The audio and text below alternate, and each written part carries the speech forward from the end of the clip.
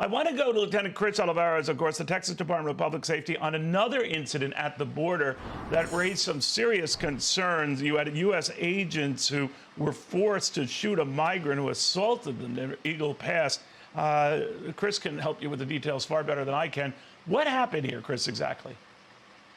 Well, good morning, Neil. Thanks for having me on. So, of course, we talk about the border, and as you just reported earlier, you see how dire the situation is and how you have individuals, illegal immigrants from these special interest countries that have ties to terrorism that are able to attempt to breach military bases. So it really shows the vulnerabilities of our border, but also talking about this incident in El Paso, Texas, where border agents are actually confronting illegal immigrants that do want to cause harm. These are not your typical, individuals that want to turn themselves in.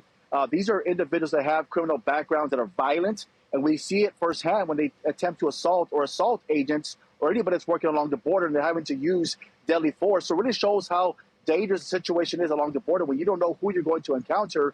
We experience it all the time as well with our state police officers as well, that we don't know exactly who we're going to encounter. That's why it makes this situation on the border much more dangerous, not knowing who's coming across, the unknown, and who you're dealing with.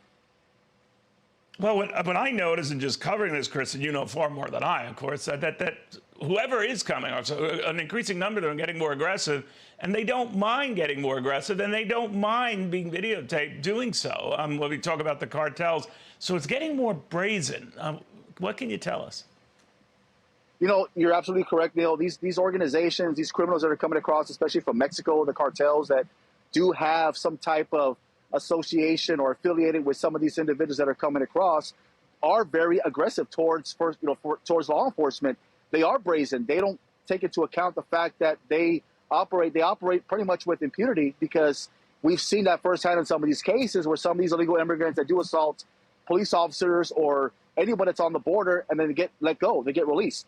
Now that creates a more higher alert for law enforcement that's working on the border, because now these criminals, these dangerous people that are coming across, have these violent tendencies to assault our agents or our state troopers, whoever's working on the front lines, because of the aggressiveness that they're able to show. So it makes it much more dangerous when you don't know exactly who you're dealing with, the type of people that are coming across, and what their intentions are in terms of their, towards law enforcement.